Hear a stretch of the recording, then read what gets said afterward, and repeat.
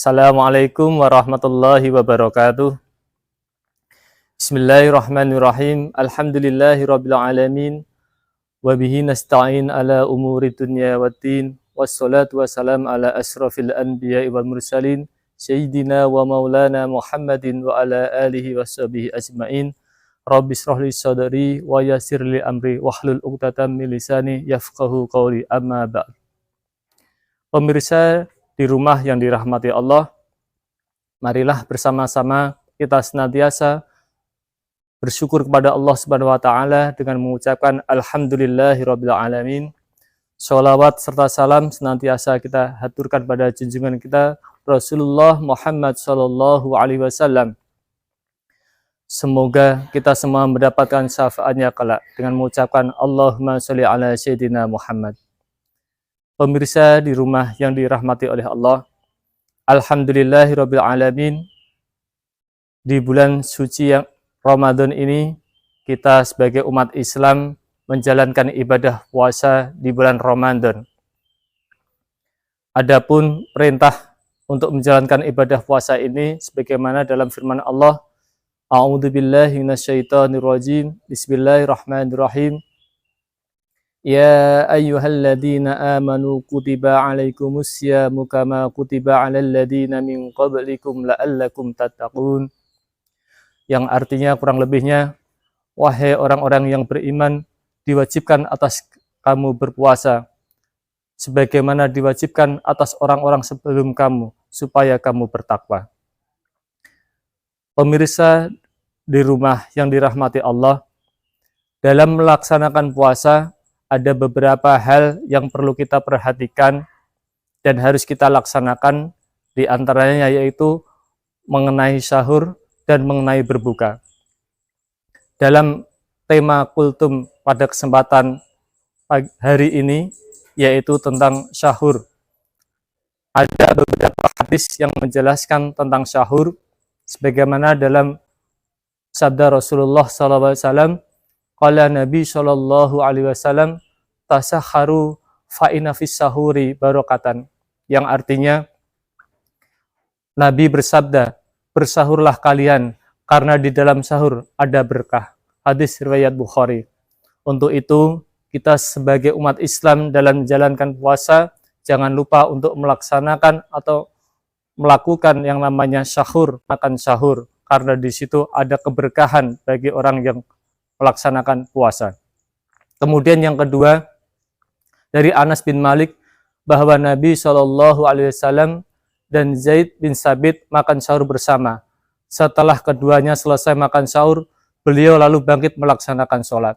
Kami bertanya kepada Anas, berapa rentang waktu antara selesainya sahur hingga keduanya melaksanakan sholat? Anas bin Malik menjawab, kira-kira waktu seseorang membaca 50 ayat. Hadis riwayat Bukhari.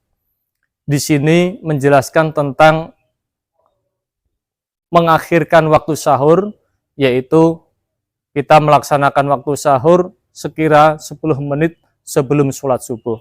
Atau ketika membaca ayat suci Al-Quran, yaitu 50 ayat. Maka dari itu, kita sebagai umat Islam, ketika bersahur, kita harus mengakhirkan waktu, itu lebih utama daripada sahur di awal-awal, yang akhirnya nanti ketika kita sahur di awal dan menunggu sholat subuh akan terasa lebih berat.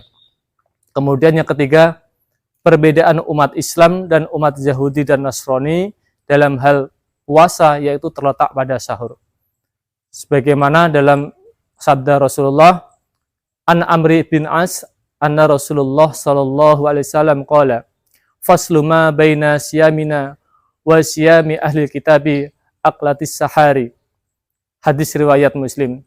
Yang artinya dari Amr bin As, Rasulullah SAW bersabda, perbedaan antara puasa kita dengan puasa ahli kitab yaitu terletak pada makan sahur.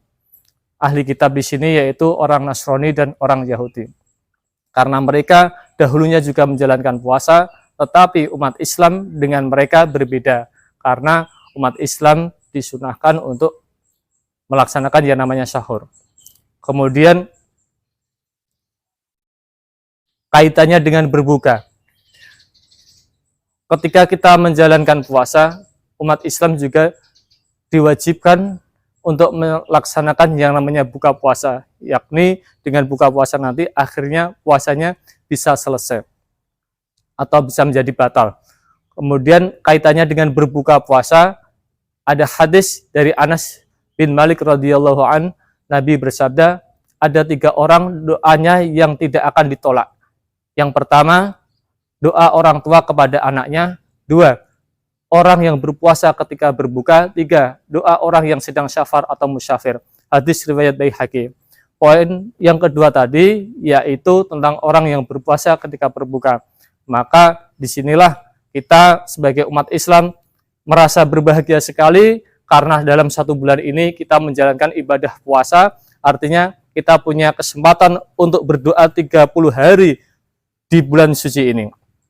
Kemudian dalam doanya kita juga dianjurkan, contoh doanya yaitu Allahumma laka sumtu wa bika amantu wa ala rizkika aftartu bi rahmatika ya arhamar rahimin, yang artinya, ya Allah, untukmu aku berpuasa, dan kepadamu aku beriman, dan dengan rizkimu aku berbuka. Dengan rahmatmu, wahai yang maha pengasih, lagi maha penyayang. Kemudian yang ketiga, sunnah segera untuk melaksanakan buka puasa, sebagaimana dalam hadis Sahal bin Sa'ad radhiyallahu an, Rasulullah SAW bersabda, la yazalun nasu bi khairin ma ajjalul fitra, yang berarti manusia akan senantiasa berada dalam kebaikan selama mereka menyegerakan berbuka. Hadis riwayat Bukhari. Di sini kita dianjurkan untuk mensegerakan berbuka. Kemudian yang keempat, dari Zaid bin Khalid al-Juhani, ia berkata bahwa Rasulullah SAW bersabda, man fattara sha'iman kana lahu mislu ajrihi ghaira annahu la yanqusu min ajri sha'imi syai'an. Siapa memberi makan orang yang berpuasa, maka baginya pahala seperti orang yang berpuasa tersebut, tanpa mengurangi pahala orang yang berpuasa itu sedikit pun juga. Hadis riwayat Tirmidzi. Dari itu, kita sebagai umat Islam juga harus memperhatikan saudara-saudara kita ketika ada saudara yang tidak mampu untuk berbuka, tidak mampu untuk makan berbuka, maka kita sebagai umat Islam juga wajib membantu. Dan kemudian ada hadis satu lagi, yakni kaitannya dengan orang berpuasa, sebagaimana hadis Nabi, qala Nabi Muhammad SAW, lis-shaimi farhatani, farhatun inda fitrihi, wa farhatun inda liqa'i rabbih, yang artinya ada 2 kebahagiaan bagi orang yang menjalankan ibadah puasa. Yang pertama, kebahagiaan ketika ia berbuka, dan yang kedua, kebahagiaan ketika bertemu dengan Tuhannya. Maka dari itu, mudah-mudahan dalam kita menjalankan ibadah puasa selama 1 bulan penuh ini, kita diberikan kemudahan oleh Allah, diberikan kesuksesan, dan mudah-mudahan kita termasuk orang-orang yang bertakwa. Amin Allahumma amin. Pemirsa di rumah yang dirahmati Allah, demikian dari saya yang saya sampaikan. Wal afu akhiru kalam wal afu minkum. Allahumma fiq ila aqwamit thariq. Wassalamualaikum warahmatullahi wabarakatuh.